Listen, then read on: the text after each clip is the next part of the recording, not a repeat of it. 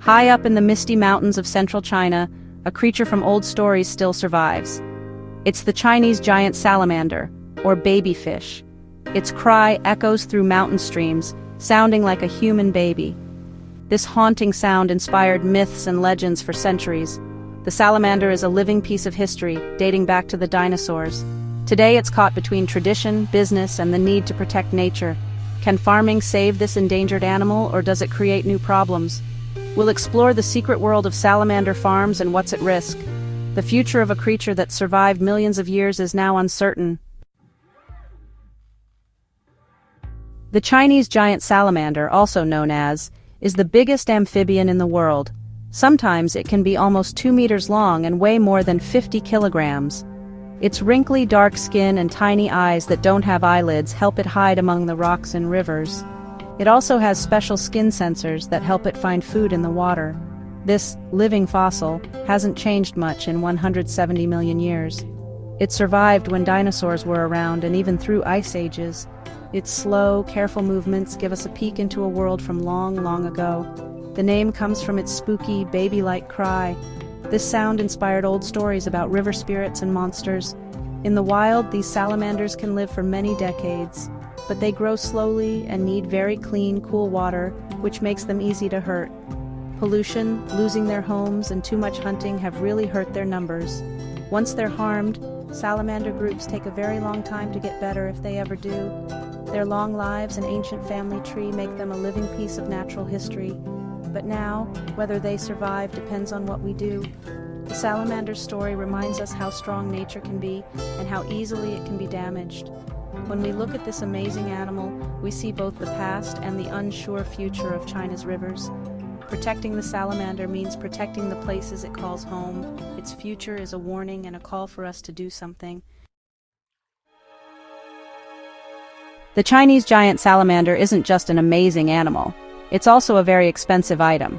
In the past, just one wild salamander could be sold for tens of thousands of dollars. This made it a target for people who hunted animals illegally, but it also brought much-needed money to families in the countryside. It's valuable because it's a rare, fancy food and a special ingredient in old Chinese medicine and beauty products. People believe it has healing powers, which keeps the demand high, even though there's not much scientific proof. But the salamander's natural homes, cool, clear mountain streams, are disappearing. Pollution, dams, and destroying their homes have pushed wild groups to the edge of extinction. As the animal became rarer, its price went way up, leading to more illegal hunting and fewer salamanders. Because there was too much demand, salamander farming started. This new business aimed to meet what people wanted without taking too many from the wild. Business people and local governments saw a chance to make money by raising salamanders in special places. The hope was to supply the market, stop illegal hunting, and create jobs in the countryside. But moving the baby fish from wild rivers to concrete pools started a new chapter, one with its own problems. The story of the salamander's value is now a story about staying alive, making money, and arguments. Salamander farming in China is a huge business, especially in places like Zhangjiajie in Hunan, where there are giant farms with thousands of these amphibians. The farms are built near clean mountain water, trying to copy the salamander's natural home. Inside, there are rows of concrete tanks that are kept cool, dark, and carefully controlled. Salamanders are separated by age and size so they don't eat each other, and the ones used for breeding get extra special care. The goal is to create a calm, stress-free place for them to grow and have babies. These aren't just simple ponds, they're fancy water farms, often supported by the government and scientific studies. Salamander farming is promoted as a way to help poor areas, bringing jobs and money to the countryside. This business has changed how people and salamanders interact, from hunting them to raising them carefully. But raising these ancient creatures in captivity is a tricky balance of old ways, new technology, and money. The farms show how modern China tries to balance protecting nature and growing its economy. Still, the question remains, can farming truly protect an animal that's almost gone? The answer is still being figured out. Life on a salamander farm is a mix of science and daily chores. Every day starts with checking the water quality. The temperature, pH level, and oxygen must be perfect for these sensitive animals. Workers watch the water filters and use digital tools to keep conditions steady.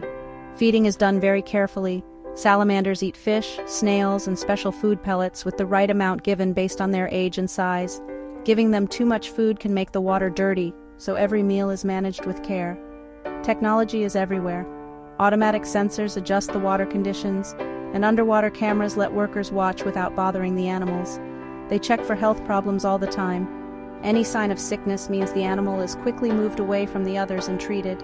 In tanks where there are many animals, sickness can spread fast, so being watchful is super important. Farmers have become experts at taking care of salamanders, mixing old knowledge with new tools. The work is hard, but a lot is at stake. Each animal is worth years of effort and money. The daily routine shows how old ways and new ideas come together in the heart of China's countryside. Being precise, patient, and having a deep respect for these living fossils.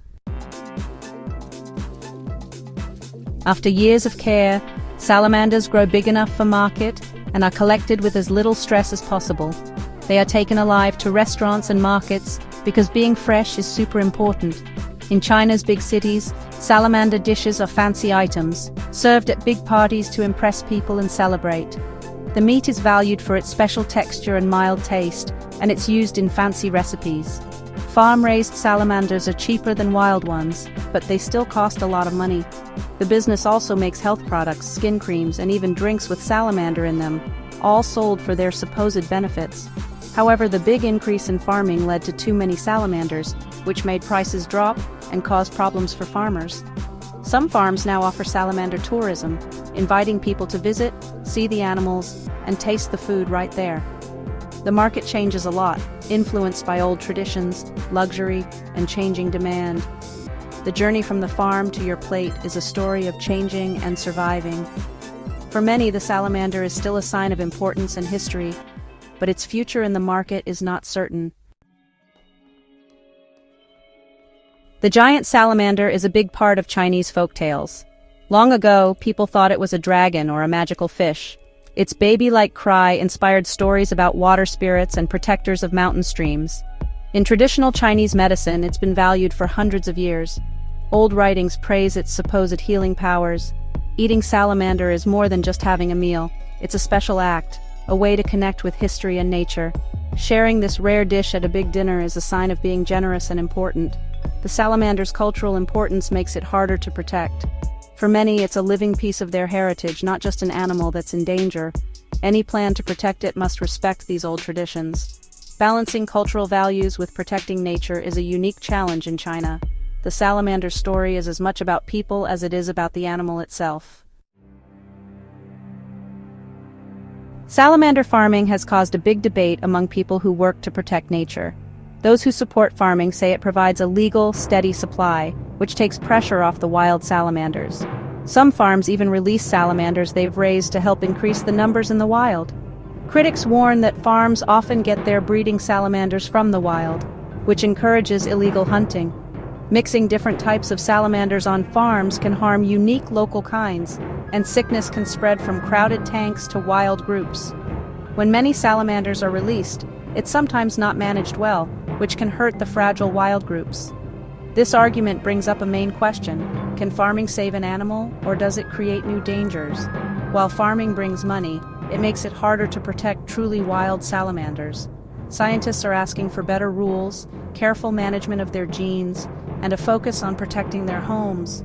The debate continues, and there are no easy answers.